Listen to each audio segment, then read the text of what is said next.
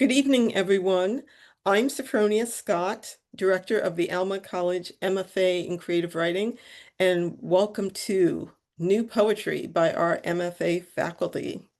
This is your opportunity to not only hear some tremendous new work, but to get to know one of the faculty that you could work with in your time in our program. If you don't know anything about the Alma MFA, we are a low residency program based in Alma, Michigan. Low residency, what does that mean? That means that you don't have to move, you don't have to leave a job. You only need to come to campus twice a year, once in August at the start of fall term and once in January at the start of winter term. It's a 10-day residency, and it's basically an intensive where you come to lectures, you attend readings, and you are in workshop where you are reading the work of your classmates and you're getting your work critiqued as well. The rest of the semester, you will be working with an assigned faculty advisor, executing a study plan that you have created in collaboration with your advisor. That includes a reading list and a series of deadlines for creating your critical and creative work. The program is 2 years and you attend 5 residencies, the last of which is your graduating residency. We also travel. So generally our residencies are in Alma, Michigan, but there are times when usually in the winter, when we travel. But this past residency, it turned out we actually went to Oxford, England, and that was a kind of one-off event because Oxford, we've been trying to go to Oxford for quite a while, but they had stopped taking groups in winter because of COVID. So these were the first dates that we got from them. And I'm going to show you a few pictures from the residency before I introduce Shonda. But I would love to tell you that what's great about this is that, number one, Oxford loved having us and they have invited us back. Number two, we will be able to go in the winter next time we go. Now, the reason I mentioned that it puts us off schedule is because our usual schedule is to have our summers in Alma, Michigan, which if you don't know, it's right in the middle of the mitten that is Michigan, about 45 minutes north of Lansing. And our winter residencies rotate. So one winter we may be in the United States in a different location. This time it will be Alma. Usually it's in a southern or western location. We were in North Carolina earlier this year. The previous winter, we were in Venice, Italy. So we rotate between domestic locations and international locations. So this means that winter 2027, we will be back in Venice, Italy. I hope you can join us. I am going to share my screen so that you can see some of these fabulous photos I would like to share with you.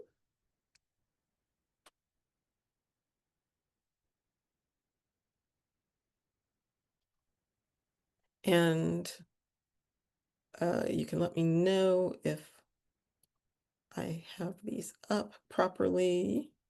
Here we go. So I will tell you a little bit about some of these images.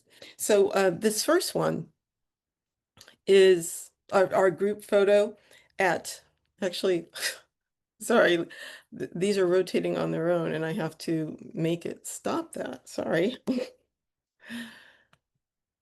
So actually, I'm just gonna run these on my own. So this is our group photo from in front of Radcliffe Camera, which is an iconic location. We actually got to visit the Bodleian Library after hours, and you'll see we have this fabulous photo here of some of us in the library. Everyone was talking about how it was just amazing to feel the history of the place.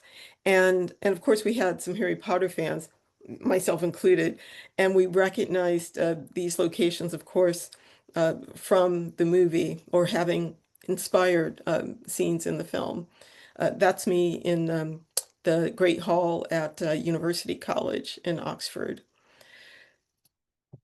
We stayed at St. Hugh's College, so we had wonderful classroom space. This is actually an image of one of our alumni who happened to join us, and he gave a tremendous lecture on AI. But most of our lecturers, we had our own faculty lecturing, but we also met some tremendous British writers, which is another reason that I like for the program to travel. It's just meeting writers who write in different environments. So we met the poet Nancy Campbell, who actually lives in Oxford and for a long time lived in a camper van by the river. And she wrote about it in this beautiful memoir called Thunderstone. We had an editor from Penguin House, UK. We had a writer, Alice Hawkins from Wales. So it was just a tremendous experience of being immersed in the location and learning about the writers who wrote there and just being in each other's company. This is where we ate every evening in one of the dining rooms at St. Hugh's. And I'm a huge fan of the poet Shelley. So I was excited at University College where we got to go see this memorial to him. It was absolutely beautiful.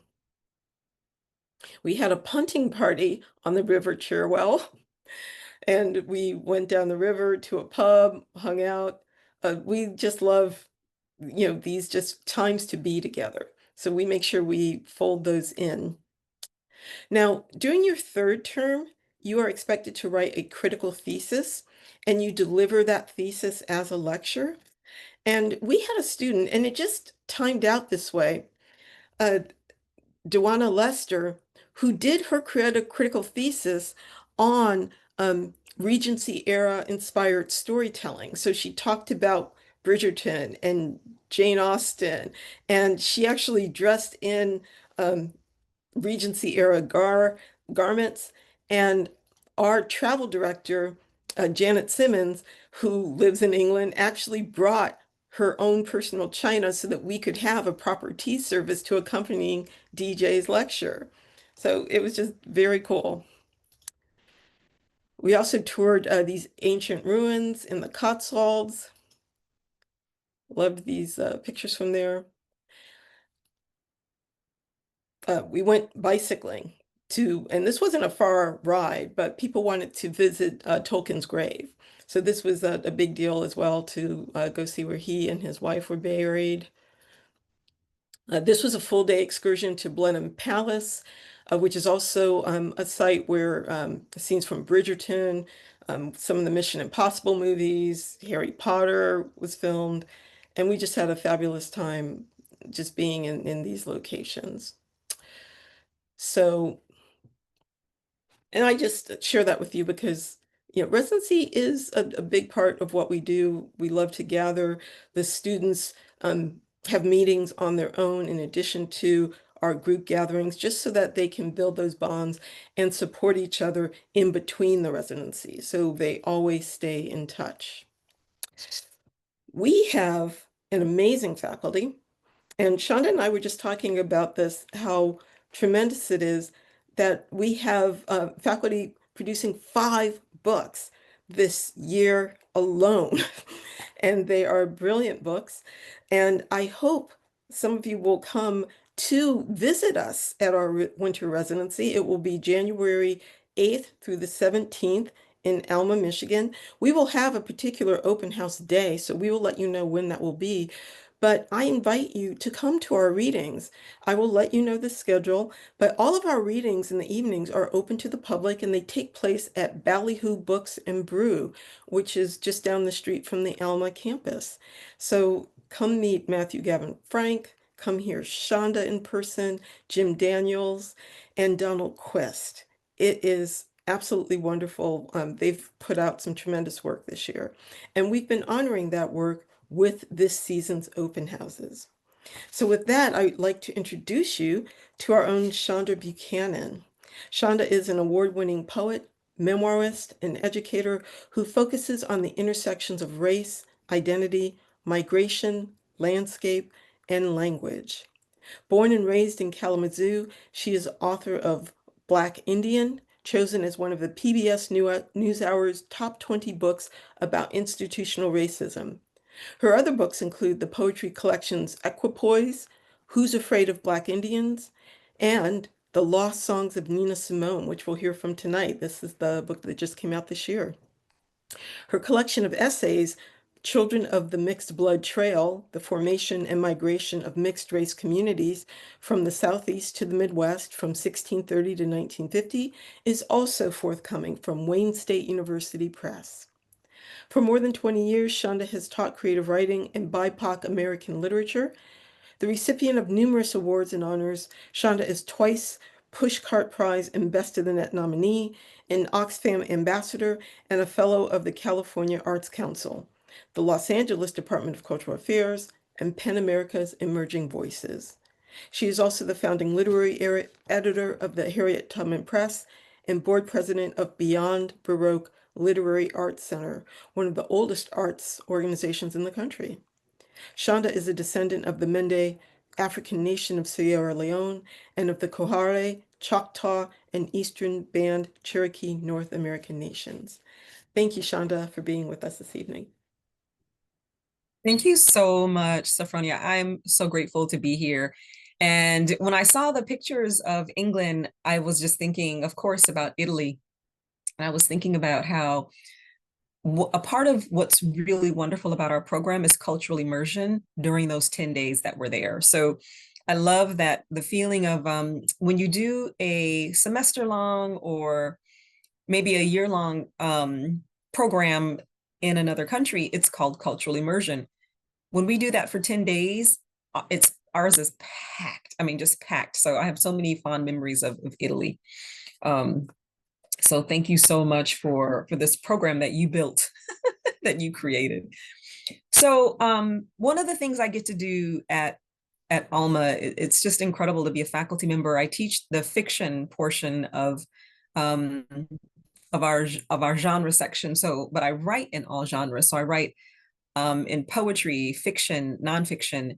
I'm an essayist. My gosh, I write in every genre except theater as of now. So the poems that I'm going to read to you are from this collection, The Lost Songs of Nina Simone. And I'll start actually in the middle because I don't read a lot from this section, but it's Eunice Nina Simone. Her birth name is Eunice Wyman or Eunice Wyman, depending on who you are. And she was born in Tryon, North Carolina. And I was fascinated by her life. First, her music, first and foremost, the music, her positionality as a civil rights activist, but also her biraciality. She considered herself Black and also Indigenous. And that's in the first couple of pages of her memoir, I Put a Spell on You.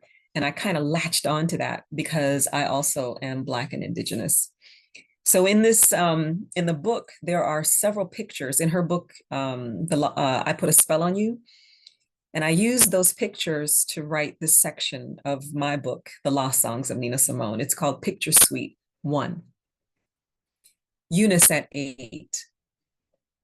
In the picture, you are sitting on a stone wall that seems part man-made,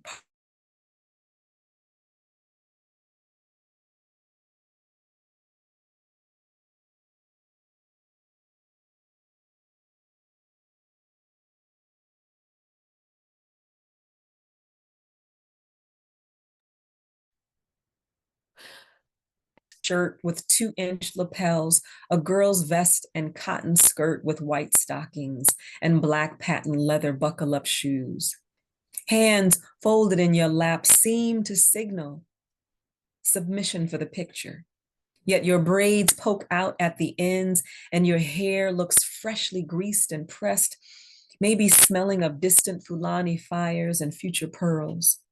Ghost tendrils above your head say, town prodigy, dark girl, daddy's girl, preacher's kid.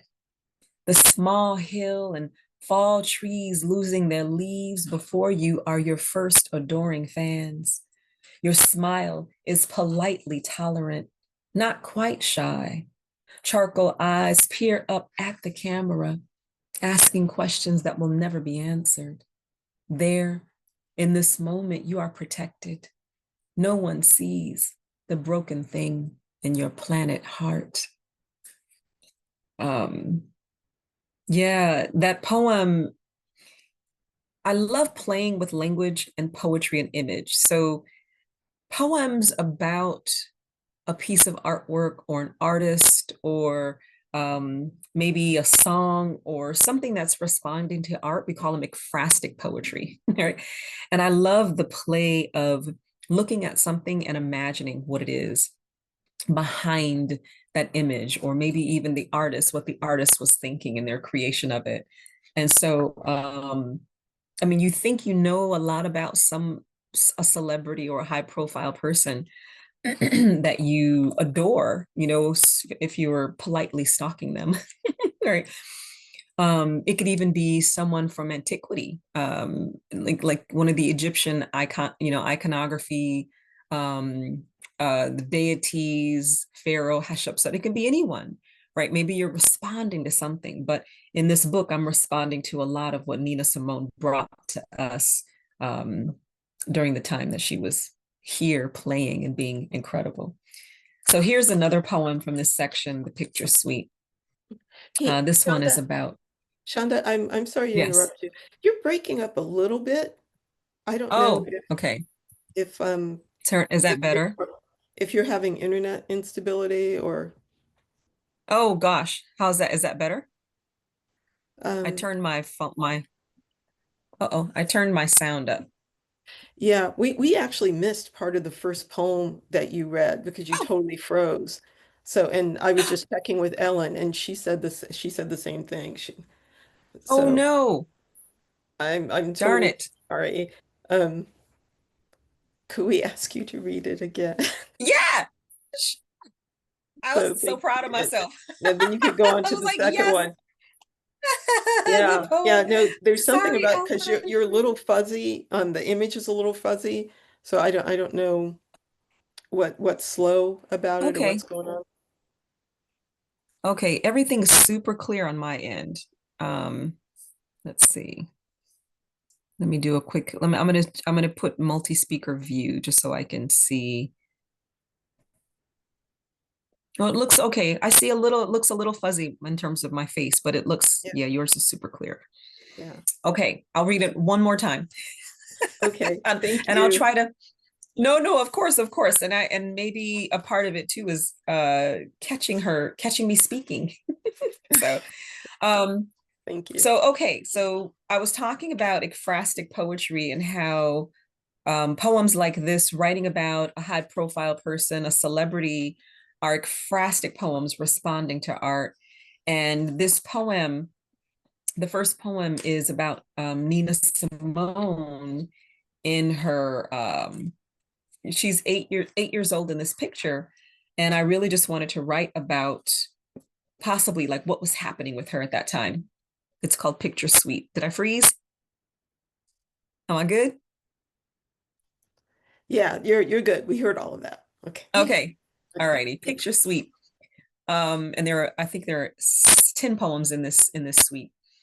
So this first one is called Eunice at 8. In the picture, you are sitting on a stone wall that seems part man-made, part nature's twist and bend against itself. Behind you is a plain wooden shack, someone's house, Ms. Massey's, maybe yours, the one you were born in that later burned down, but an imprint. The sweetening happened here.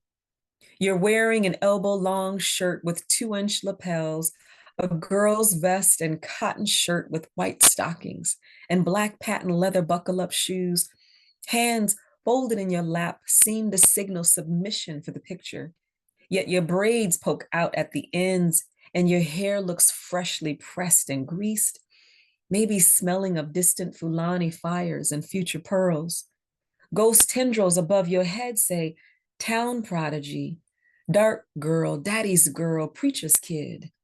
The small hill and fall trees losing their leaves behind you are your first adoring fans. Your smile is politely tolerant, not quite shy.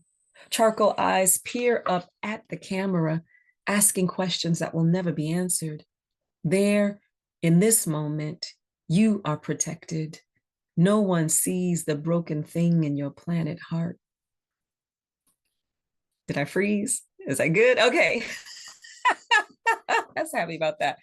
Um, yeah, something with regards to Nina Simone. So many people didn't realize how. Oh, I saw a hand up. Did someone raise their hand? Oh, please ask. Yeah. Oh, a thumbs up. Thanks, Yeah, Ellen. thumbs. I think she was saying she could hear you. She heard it all. So thanks, Ellen. Thank you. Thank you. Thank you. Nina Simone was shy. She, as the town prodigy, she was the one, born Eunice Wyman, changed her name to Nina Simone for reasons she didn't want her mother to know that she had started playing at a jazz club. But as a child, she was the prodigy that the town essentially poured their money into her in Tryon, North Carolina. And it was, she was playing in the church. I think she started playing in the church when she was 3, like playing piano in her mom's church. Her mother was the reverend. But still, she always had this shyness about her. And the last line in that poem, no one sees the broken thing in your planet heart. And I kind of wove that theme through of her shyness, her innocence, even though she had to stand up and she had to speak for herself on so many occasions. But she did talk about, in one of the documentaries, I think it was What Happened, Miss Simone, and she said, "I was always set apart. I always felt like I didn't belong." Um, so yeah, I really like to play with that too. So here's another poem from the suite, and this is for her father, Daddy Divine. She was a daddy's girl, big time. Daddy was a secret pocket sewn into my skirt that I could breathe into. He was the North Carolina rain on my black moon face. Barber turned cook, then truck driver. Music clicked from between his bald knuckles when he hissed into salamander harmonica, pushed a piano's teeth, flicked silver tendons of his guitar. Daddy was always sharp as a catfish gill, baseboard iron slacks, apple crisp white shirts. He smelled like smoldering honey and black pepper, smelled like I'm this girl's daddy. Some Sundays before church, even for those, except for those muddy galoshes Mama hated, he never strayed into casual clothes in public. A black man in the South had to be clean enough to eat off of. That's just the way it was. We kids were proud of him, and he changed his shoes before church to boots. He was like that, the divine trickster, making us laugh until we split at our hungry seams. Daddy was our divine, condensed milk sweet voice, grateful as a willow reed, handsome as an oak tree, with all its leaves blowing to an Indian cedar breeze. um, so yeah, I love playing with this, the idea of who Nina Simone was as a child, and then all the things that formed her. So I'll read a couple of more poems, and feel free, Ellen, to ask questions at any time, or even Sophronia, if you want to drop a question in there. But this is the Nina Simone that we knew. A lot of people, um, think of her as a singer, and then for some reason they forget that she was a composer. That she actually wrote songs, and people took her songs and made those songs, seem as if they were own, kind of like, I'm sorry, I don't want to, make anyone feel bad, but Elvis Presley, like, so, he took other people's music, and it was like, oh, this is mine. So this is the Nina that we have in our minds, I think, when she was at the piano playing at Carnegie Hall. And so this poem is called Carnegie Hall. Tenderly, fingers on unforgiving white teeth, pressed raped black bone, Nina taps foot. Back ramrod straight, cloaked in cream gown, as prisms of melody fill hollow parts of her country mouth. Nina is again a child of the Middle South, crossing ragged train tracks in porous sun, not playing Bach. A queen haunted by her kills, returning to herself, excavating ghosts, clinging to salty Atlantic Ocean's crimson past, circling North Star axis of sound, vibrating in black holes, blinking in and out across the stage, plunging her into darkness until she lands. Nina plays and pounds until her knuckles crack, throat aches, until she spits and shakes, fever comes, whiskey and gin peel from her in ancient pleats of sweat. It seems like forever, like wandering in buried tombs, like this moment will never come again. And she punches and slaps and holds them, those ghosts, not Bach, until night, then day, then twilight, then night comes inside her bouquet of flowers dress. She is a hematite stone on a hard piano bench, a forgotten talisman atop a looted temple, a pillaged Egyptian shrine where we used to pray, a goddess, flecked, golden, immortal. No one sees her after the music stops.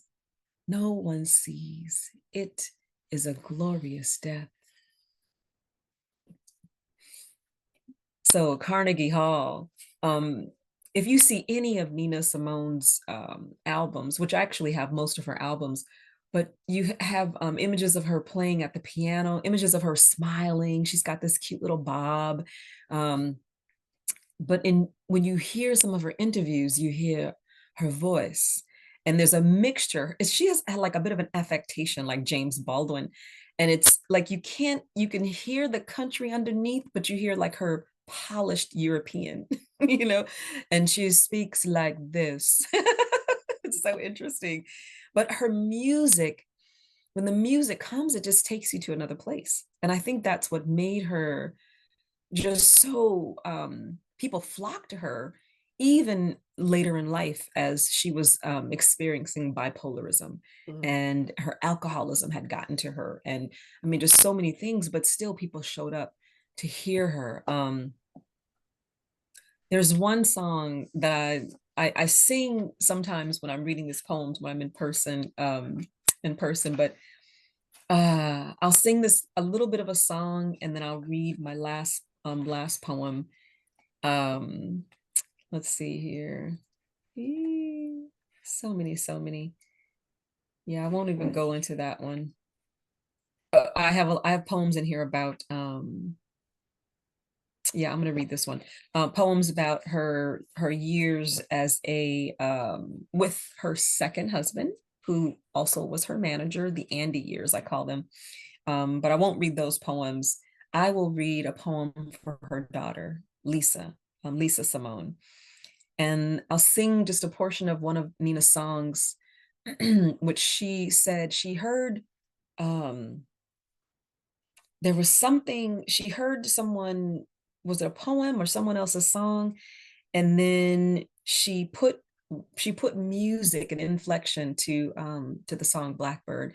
So everyone sings it differently. This is probably one of the most resung songs, but why you wanna fly, blackbird? You ain't never gonna fly. Why you wanna fly, blackbird? You ain't never gonna fly. Ooh, ooh, ooh, ooh. Lisa's lament. I held you, mama. You look tired. You wouldn't stop crying, mama. You looked angry. I was so tired, baby. Motherhood wasn't for me, mama. I don't know what to do. You're so pretty and light skinned like those girls I hated, mama. I'm just your daughter. You so light, girl. I can see through you. Mama, when did you stop smiling in pictures? You so pretty and quiet. Mama, please don't drink. You so light, child. You have a honey, natural beauty I never had. Mama, don't drink. This is Africa, child. Just be happy. Mama, mama, what do you want from me?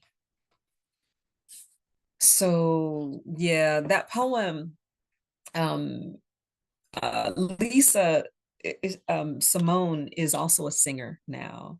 And thank you, Ellen, thank you so much. But she talks about how when her mother left America and essentially divorced, she became an expat in 1975, 78. She was tired of the racism and she took her daughter Lisa to Liberia with her. And Liberia, already Lisa had a hard relationship with her mom. It was tumultuous. It was there was a lot of that sense of the light skin, dark skin, between Nina Simone was dark and her daughter was light.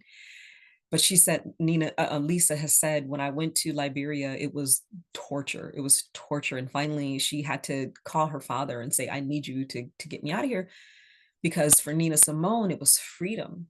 And so Nina Simone, she was like, I don't have to deal with America. I can drink all I want. No one's watching me. And she essentially just kind of lost her mind a little bit. But for a child, a 15-year-old, 14-year-old child, it was like, what's going on? So that poem is Lisa's lament.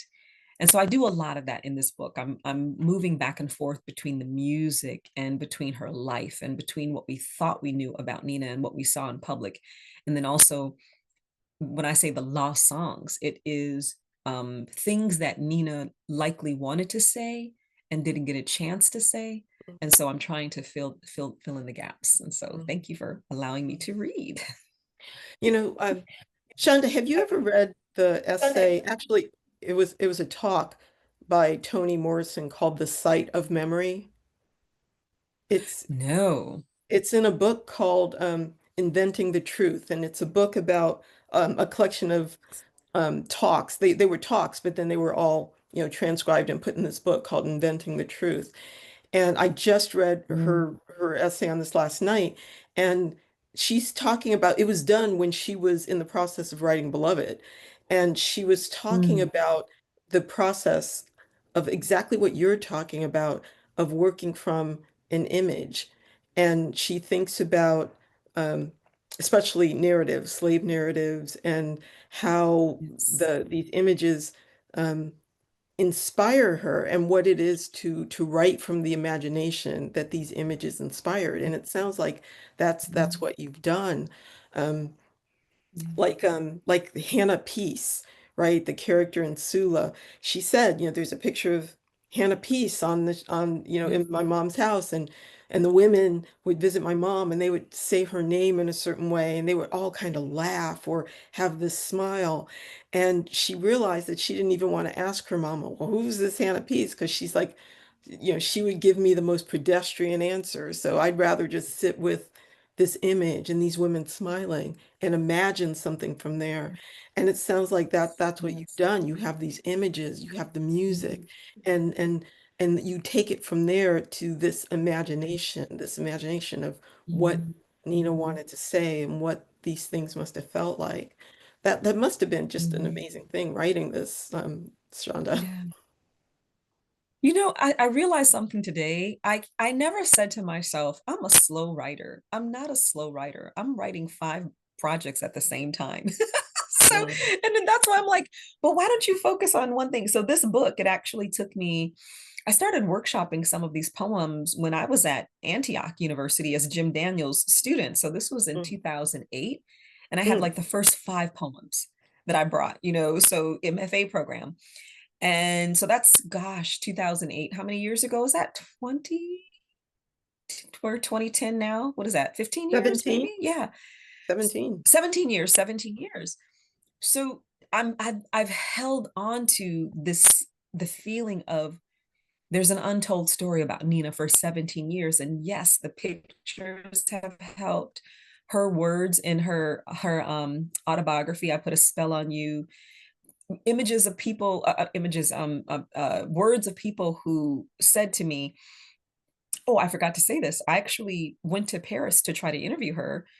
Um, many, many years ago. And I think I wanted to write, oh yeah, I wanted to write like a biography as opposed to Mhm. poetry. So I went to Paris to try to interview her. The interview never happened. She was in the south of France. Long story short, her manager at the time didn't even tell me that I would have to go to the south of France to interview her. I was 2 days away from leaving. So here nor there. But still, there was this sense of me kind of politely stalking Nina. And it was like, where are you, Nina? What are you doing? The Yeah. time that I was supposed to go hear her at the Wiltern Theater in Los Angeles, my aunt died in Kalamazoo. And so I went home to the funeral for my aunt. And that became a part of my book, Black Indian. But yeah. So I love, I'm gonna read that essay by Toni Morrison because I think a lot of my work and a lot of what many people who are writing from memory and about memory, we are grasping at whatever clues we can find to create and build and weave the narrative, particularly if you're doing historical writing. And I think for your book, I mean, did you use a picture when you were working on your book? Did you use a picture? Did you use history? Did you Oh, use your you mean imagination only? Wild, Beautiful, and Free? That book? Yes. Yeah. Yeah, it actually started with one picture of a mixed race woman from the 1850s. But as she grew and developed, um, she became a totally different looking person. But yeah, I start with an image, and yeah, think about, and even in the novel I'm working with right now, yeah, I start with, here are these three characters, and think about, how do they speak to me, and what do they want, and who are they? But what's interesting, and the thing that Toni Morrison brings up so beautifully, is that she's saying that a lot of this is already within us. And if anything, we're only Mm, trying to remember it. And she tells this amazing, well, it's not really a story, but she talks about how part of the Mississippi River was kind of moved, like so that they could, straighten it out. She said it was straightened out. It was straightened out, and they built these houses and things along in that space. But a lot of times those places flood. And she said, but no, yes. she said, it's not really flooding. Water has memory. It will go back to what it was. Yes. And she says that that's really what we are doing, right? That we are not flooding. We are, we have been straightened out, and we're just going back, right, to these places. Love that. Oh my gosh, I have to read that essay. I have to read that essay because that when you think about how the themes of literature, man against man, man against nature, man against himself, that is exactly the feeling of water has memory, we have memory.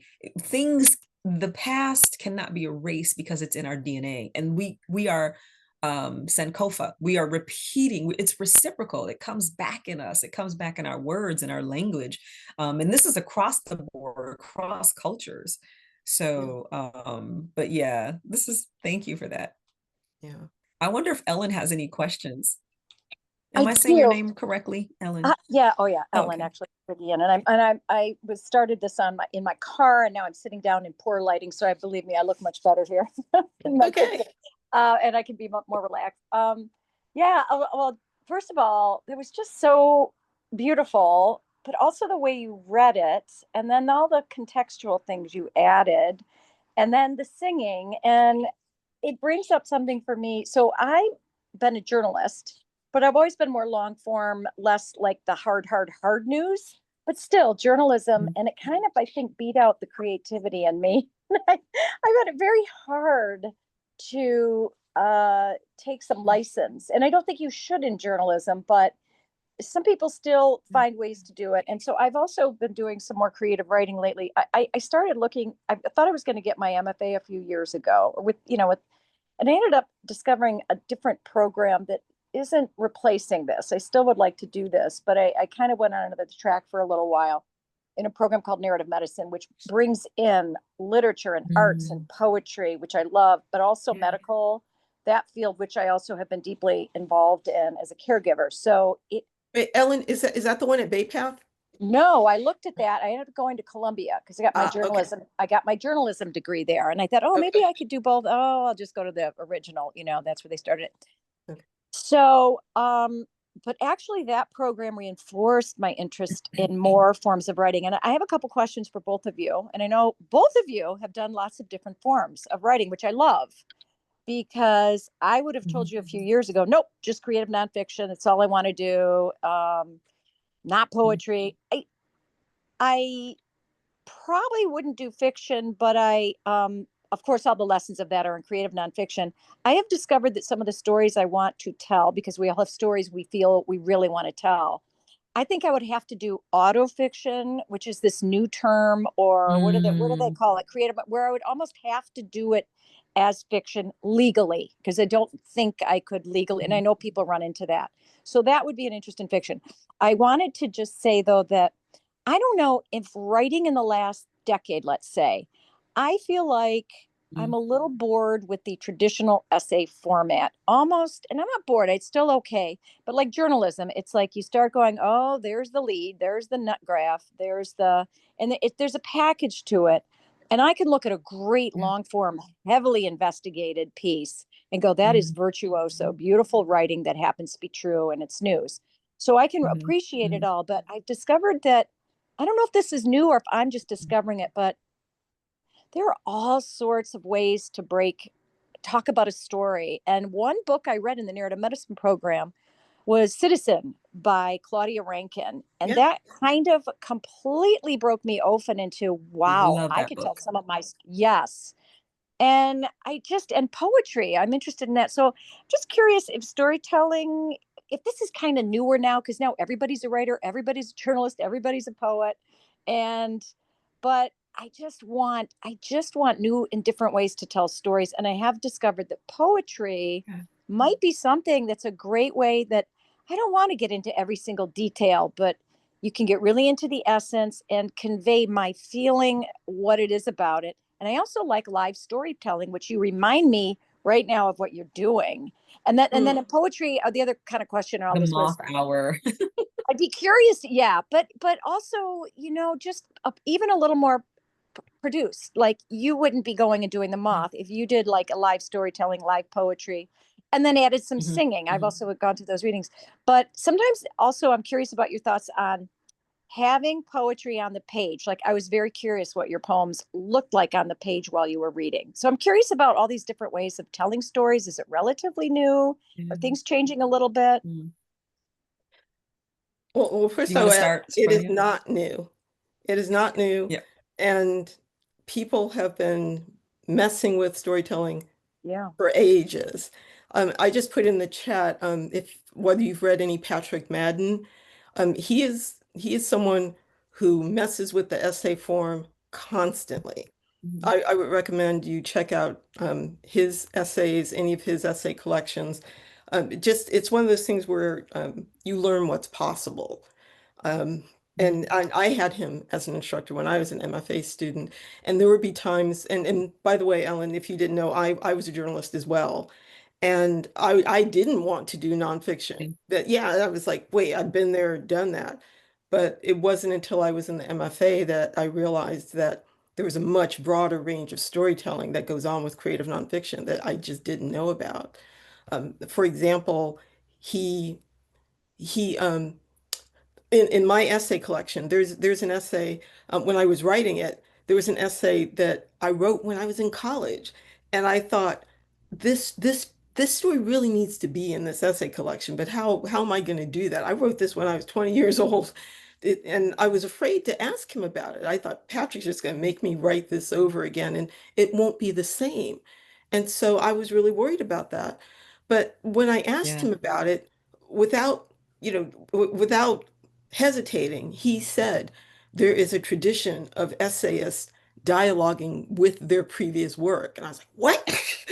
And I knew yes, exactly what he was talking about. And I knew I could do it, that I could take that essay and talk to it, right? I could talk to my 20-year-old self.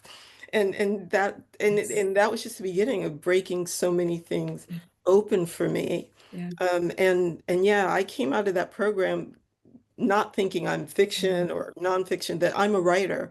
And yeah, I will throw down some poetry when the time calls for it. But I'm at this place where it's like I'm a writer and I will use whatever form helps me to communicate what I'm trying to do. Just like you're understanding, Ellen, that okay, I can use autofiction to do this thing that I'm trying to do. Yeah, What you're It's yeah. interesting. Oh, I was just Go going to ahead. say one little thing. You mentioned it was funny. You said, yeah, I do everything but playwriting or theater. I've even thought, oh my God, maybe some of the things would be better told that way. And I don't necessarily need a MFA program to do that, but it's like, that's what's kind of neat. So yeah, go ahead. So for me, I always knew that there were so many different forms of writing from undergrad and grad, studying different authors. So we did the canon at Loyola Marymount University, and then we did other things. I had comparative lit. So I was reading next to British lit, Shakespeare, etc. I was reading Alice Walker's The Color Purple and Joy Harjo's work and Leslie Marmon Silko's Ceremony. And so I knew that literature could be different, like it could be fluid and it could tell secular stories. Also, and this is interesting, I was thinking about my next seminar for Alma will be on surrealists. And so looking at the surrealists from the founder, Andre Breton, who was a poet, but he also wrote a biography called Naja about his wife. And so so there are so many elements of how surrealism is psycho-automatism, stream of consciousness, but it's also crafted. So I'm looking at, oh, but they're still telling stories. They're still stories, right? And so I think that might be one of my lectures. And then also how it's pulled from the 1924 manifesto, Surrealist manifesto, into like beatnik poetry and like the way that they were telling stories and narratives as well. The other piece is the idea of vignettes. So as a journalist, you tell small, short bursts of stories unless you're doing long form stories, but then you have a consistent thread or theme that weaves through, but it has to be logical. For vignette stories like Maggie Nelson's The Argonauts, you can enter a place and then the next page will take you someplace else and the next page takes you someplace else. These are like short vignettes, right? And then, but at the same time, there's a thread. It's something being woven and you're with this person, you're with the author and with the writer on that journey. There's so many different ways. I have a friend, Toni Ann Johnson, who had a novel about her family, loosely disguised, and the novel wasn't getting published. And so a friend of hers said, why don't you make this a collection of short stories? And the collection of short stories got picked up. So, but she had just sliced it up. But at the same time, there's a thread, a coming of age tale being woven throughout the narrative. So you can do anything with language, Ellen. So I give you permission. You can do Actually, it's anything. fun.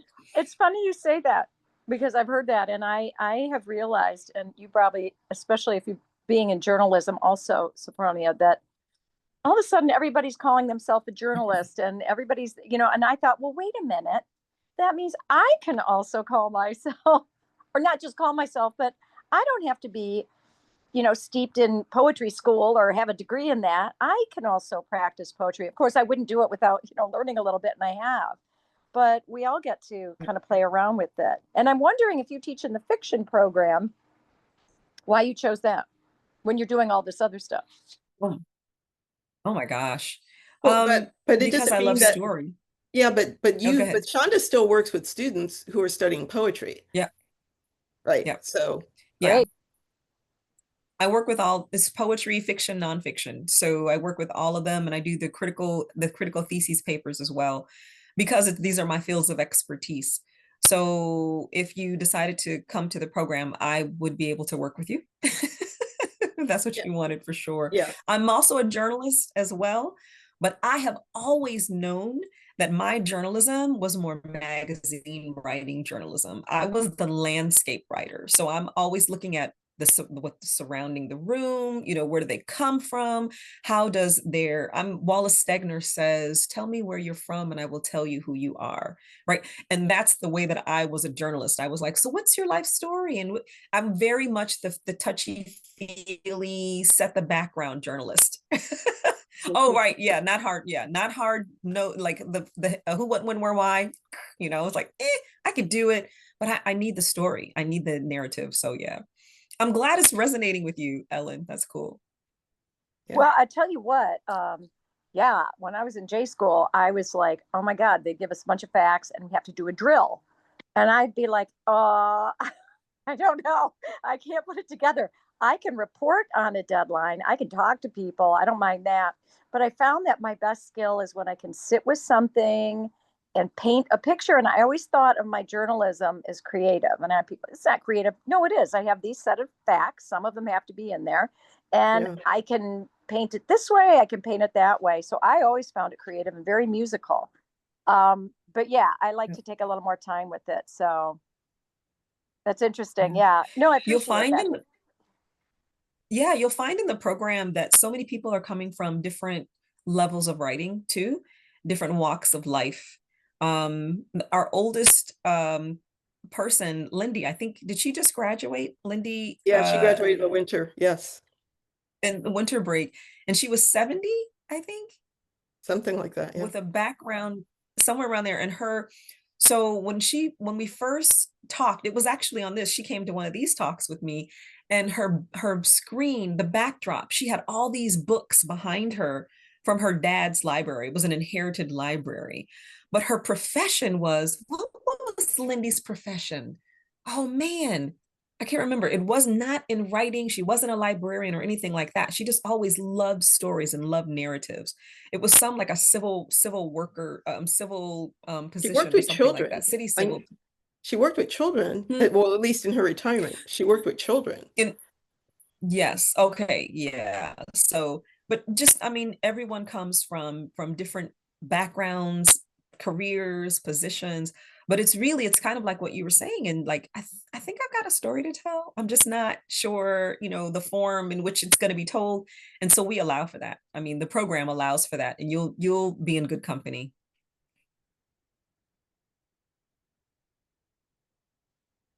Cool. Okay. Any Anything last else? questions? Last, Oh, yeah. one thing, I don't know if you and I have talked about this, Shonda. Of course, Nina Simone shows up in one of my essays, right? The one calling me by my name, the essay that I wrote about my name. So of course I have to talk about Nina Simone's Four Women, right? And you know that song, right? My skin is yellow, Yes. my hair is long, what do they call me? I I'm sing that one Sophfronia, too. right? So, Sophronia, yes. but yeah, Did so you that, did you choose your name based off of that song, or oh, was come on, that Shonda, I'm named after my grandmother who was from your Mississippi, grandmother? right? It's an Oh old name. man, Yeah. So I don't know I where was she got wondering. it I from, never but asked you that. yeah, no. So I don't know where she got it from, but yeah, Oh, yeah, that's where it came Oh from. my gosh. I'll add one more quick thing. I was Yeah, going to say in the chat, I couldn't spell it. I yeah. like only last year learned the term, is it ekphrasia? Ekphrastic. Ekphrastic. Yeah, I'm like, Ekphrastic, oh, yeah.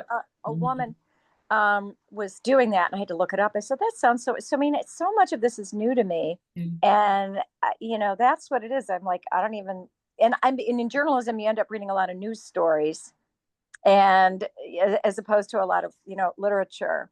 And so I said in the chat, that's what I'd be interested in, creating reading lists and things. And the Argonauts was wild. I mean, Yeah. I was exposed to a lot of Yes. this in the narrative medicine program because there's so much depth in literature to apply to narratives for Yes. whatever. Yeah. I'd Yeah. also be interested in Yeah. knowing ahead of time what the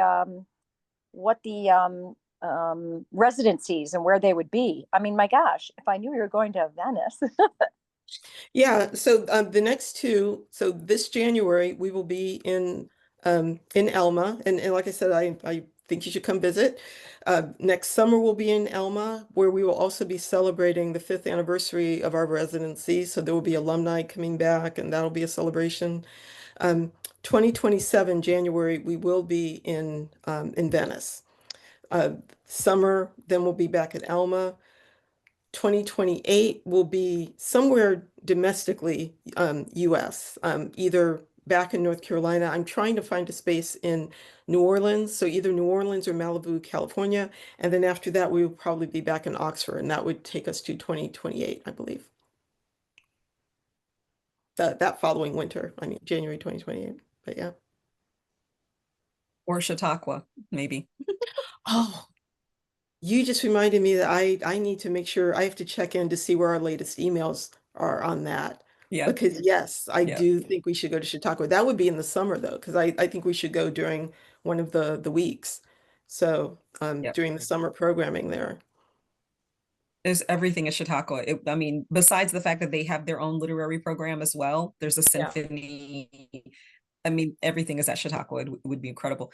Thank you, Yeah. Ellen. I'm all my work is on Amazon if you're interested. Amazon, Barnes and Noble, any Yeah. bookstore. So thank you so much. Yeah. All right, so we will wrap this up. So thank you for being here. This has been an amazing conversation, and I've loved listening to your gorgeous work, Shonda. I'm excited for anybody who Thank gets to listen to this recording. So I hope everyone will think about joining us. Sign up for a virtual 20-minute session with me. That's on the website in case you want to ask more questions. But other than that, our website is alma.edu/MFA. I'm Sophfronia Scott. She's Shonda Buchanan. Thanks for being here. Good night.